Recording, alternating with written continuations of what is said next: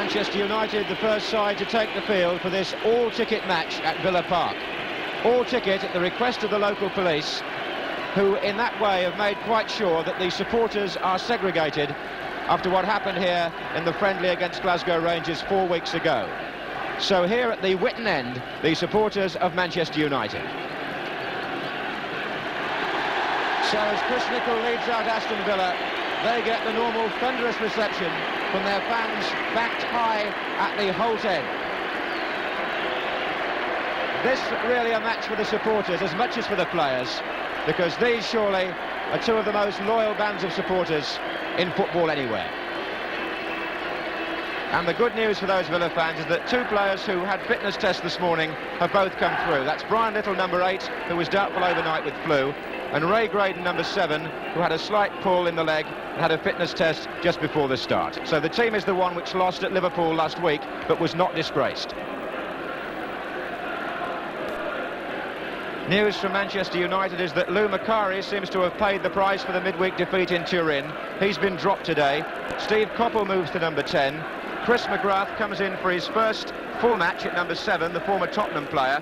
And of course United are still without their injured captain, Martin Bucker.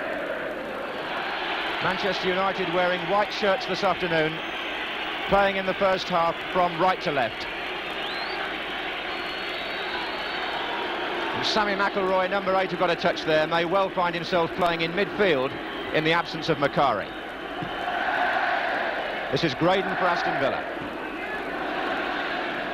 Alveston.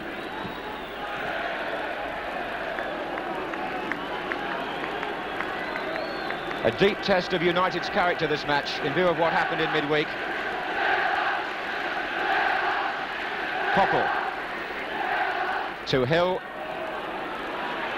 taking on John Gidman.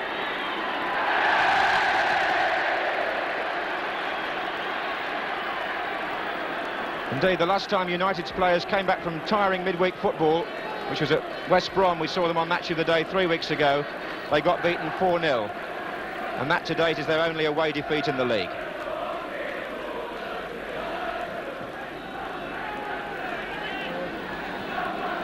Again, Gray getting up well, and he's there again. Good try. Andy Gray these days a huge favourite with the Villa Park fans. Pearson forward for Coppell. McGrath is on that side as well.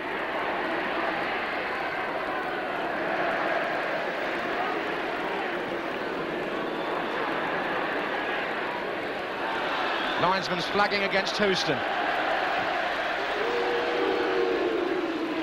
who's clearly got his hands full when he and Andy Gray go up for the high ball.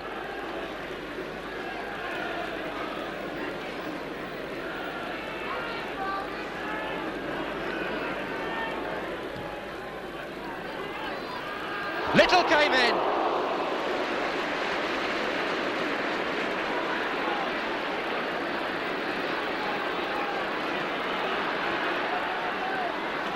Gordon Hill. Alveston coming up outside. Found now by McIlroy.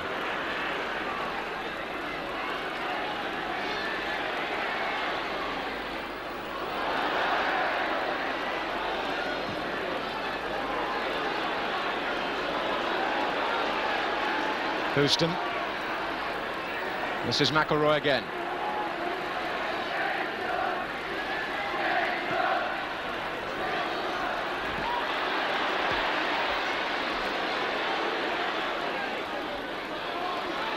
This is Graydon.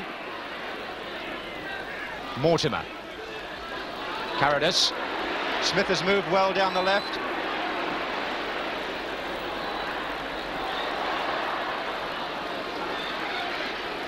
Cool by Houston.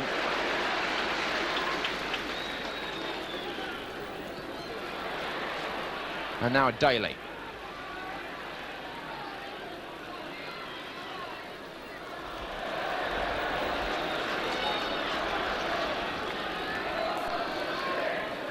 Mortimer.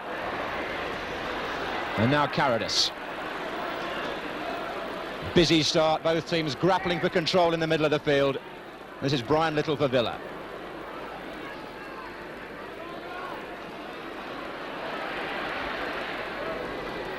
That's Gray. Wide for Graydon. Little and Gray waiting in the middle. Little, the man that went in first. Pearson.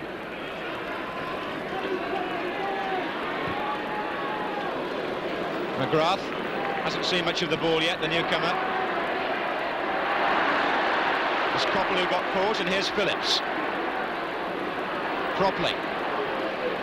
Little on the left.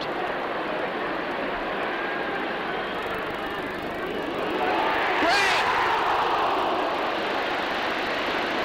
Well, there was a chance for Villa, because the ball came over Stuart Houston's head, and that was virtually a free header for Andy Gray.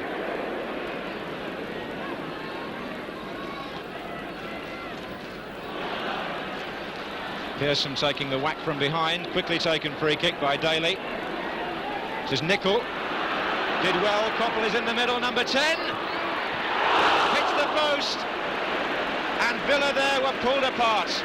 They seemed to lose concentration when Jimmy Nicol got away on the right. They were looking towards the referee, obviously thinking there should have been an earlier decision. And as the ball came across, Steve Coppell thudded his shot against the post with Burridge beaten.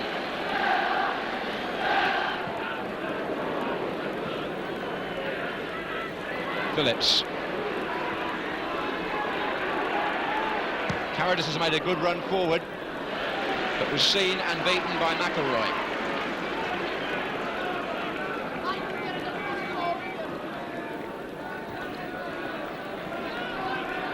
Here's Phillips. That's meant for Gray. Came to Little. Ron Saunders' message to his two main strikers, Little and Gray, before the match was, let's be more ruthless around the 6-yard box. But so far anyway, United defending quite well.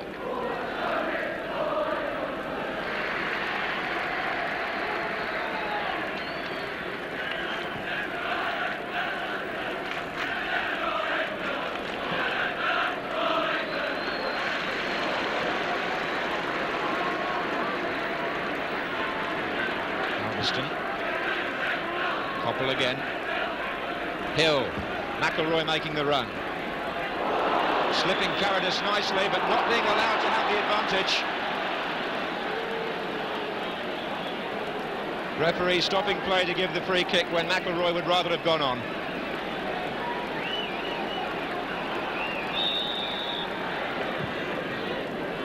Pearson!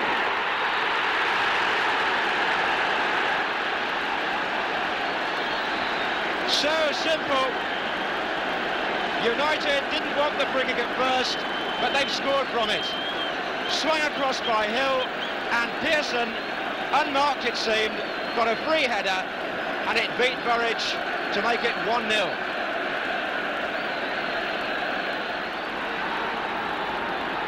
That's Jimmy Nicol, right back for Manchester United, and of course Chris Nicol, centre half for Villa.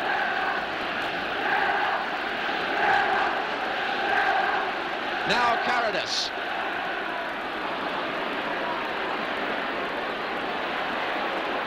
United contesting everything more eagerly perhaps than we've seen for quite some time. Here's Hill.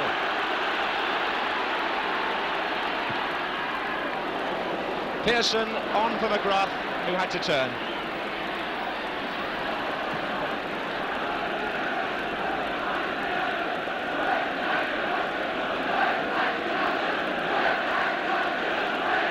Pearson.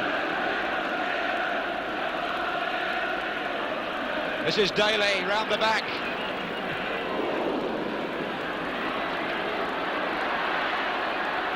Houston. Hill. Good skill. Pearson's in there again.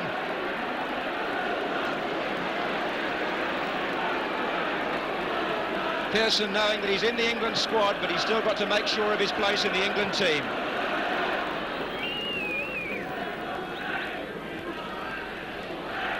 Here's Cropley.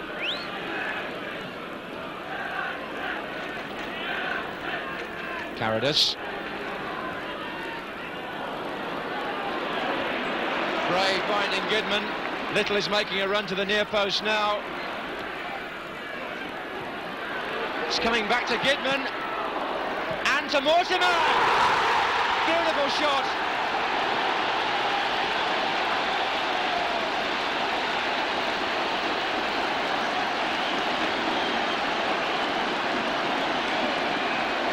Goodman twice involved in the attack.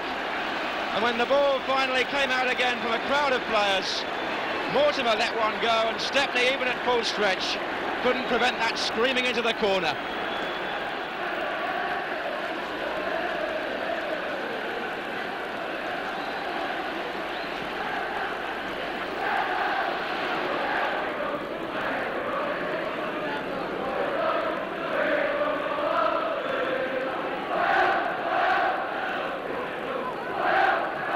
Again showing up well. This is Daly to McGrath. Play on.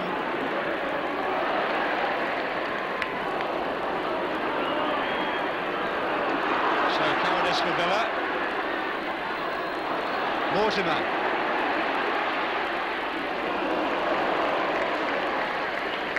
Graydon. Little, the only man in the box at the moment for Villa. Here's Cowardice.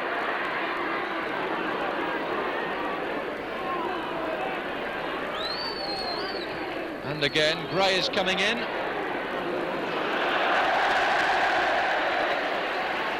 Stepney certainly felt him.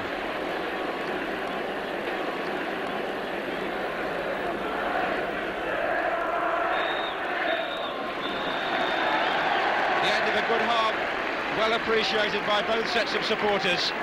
United starting well, taking the lead through Stuart Pearson. But the equaliser coming when it was most needed for Aston Villa, from the foot of Dennis Mortimer.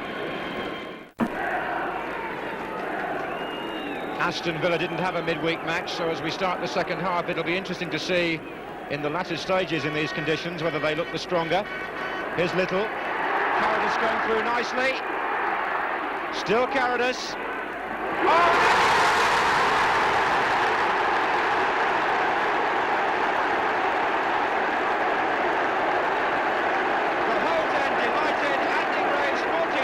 Season, and it came straight from the kick-off. The build-up, though, belongs to Cowardice, who went through, almost made a chance for himself. But then when the ball came across, Gray had a simple job.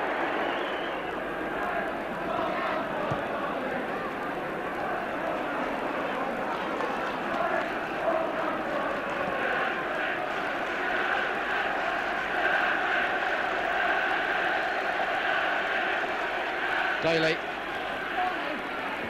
Jimmy Nicholl.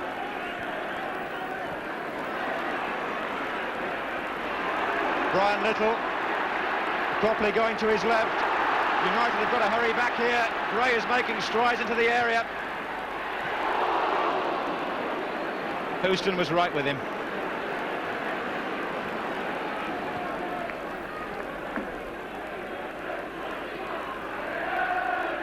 Daly. Greenoff pushing forward, and he may have to do that all the more now.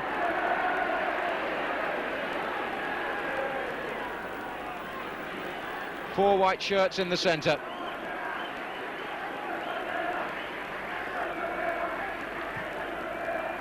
Koppel on. Oh, it's come to Hill! Hit the post, it's in! 2-2, Gordon Hill the scorer. And the conditions played a part in the goal. Looked to me as if John Goodman may have slipped on the mud in that penalty area. Hill with an unexpected shooting chance, which he took with the help of the goalpost.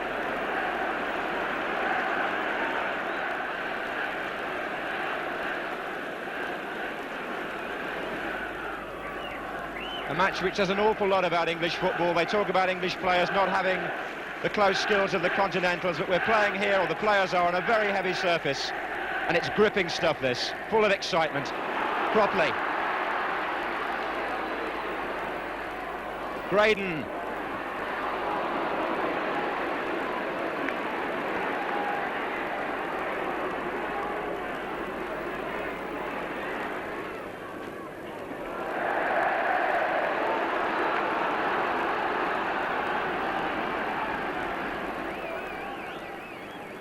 Graydon and Houston. Oh, he turned him well. Gray coming in! Brilliantly taken! Fine header by Andy Gray. And Villa are back in front in this seesaw match by 3-2. The approach work here done by Graydon. He got round Houston, got his cross in, and Andy Gray made an awful lot of ground to the far post. He beat Jimmy Nicholl in the air, and that's his second goal of the match and his 15th of the season. And in the 54th minute, it's 3-2 to Villa. The police, by the way, have increased their numbers this afternoon considerably to cope with any trouble. That's a good ball for Brian Little, and Gray is making ground again into the middle, where he can stay now for the corner.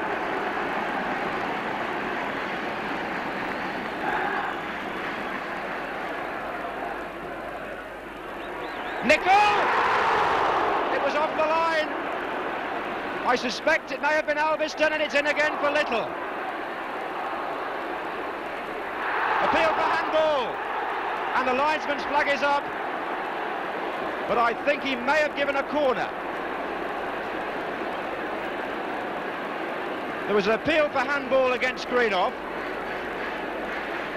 The referee looked towards the line, and the linesman has given a corner to Villa, although they thought it should have been a penalty.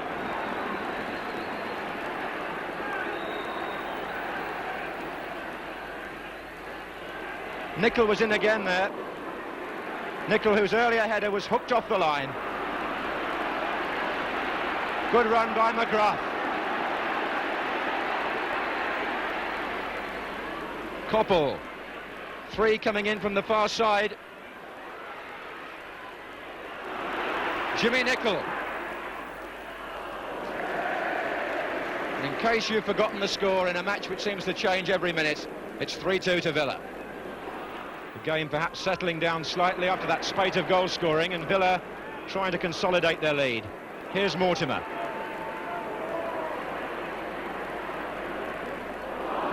In the way was McElroy.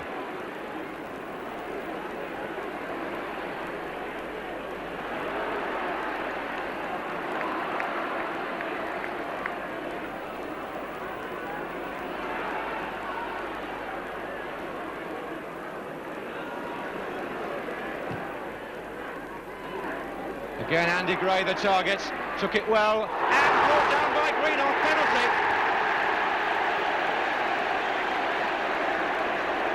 And it looked to me as if the referee was dead right. Andy Gray turning well, turning away from Brian Greenoff, a little trip, over he went, and Mr. Flint had no doubt at all. But Andy Gray doesn't seem as if he's going to go seeking his hat-trick from the spot. It's going to be left to the regular penalty man, Ray Graydon. 68 minutes gone.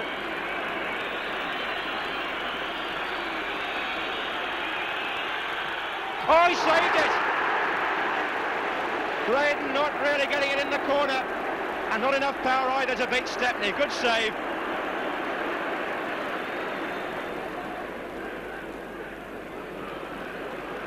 Pearson looking for Hill. Good move. Good try.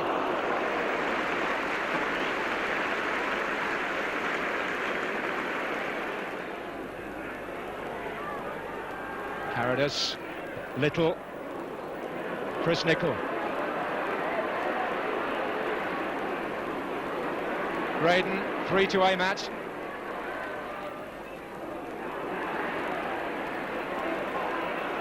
Good skill from Jerry Daly. Hill. Not a bad ball either to Koppel. Coming back to Hill. Oh, it was deflected, and they appealed for handball, but it's not been given. A corner has been given. Jerry Daly goes across to the referee because they feel that Hill's shot struck a Villa player on the arm. It may have done, but the old question again, was it intentional handball? And the referee obviously thought that it wasn't. The pressure, though, is now back on Villa. Well held by Burridge. Shot from McElroy.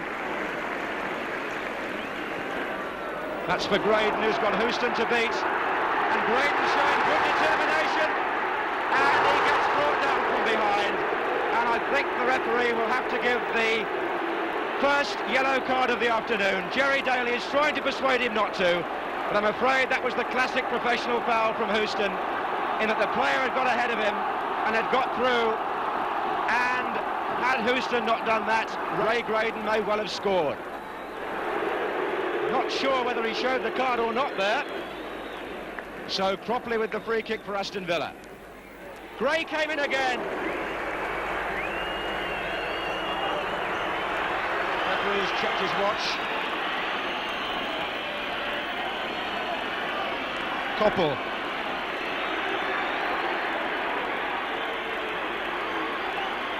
Daly finds Jimmy Nicholl.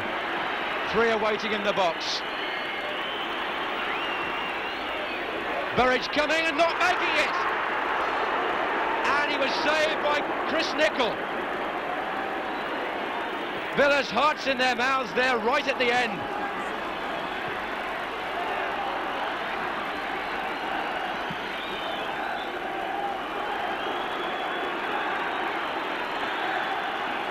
And still United refuse to budge. Greenough.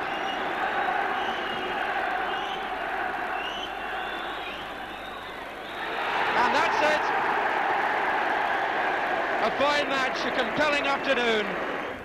Well, Andy Gray was the name that Jock Stein once mentioned to me as the most promising young player in Scotland. How is it that you end up as Villa Park's hero and not at Celtic?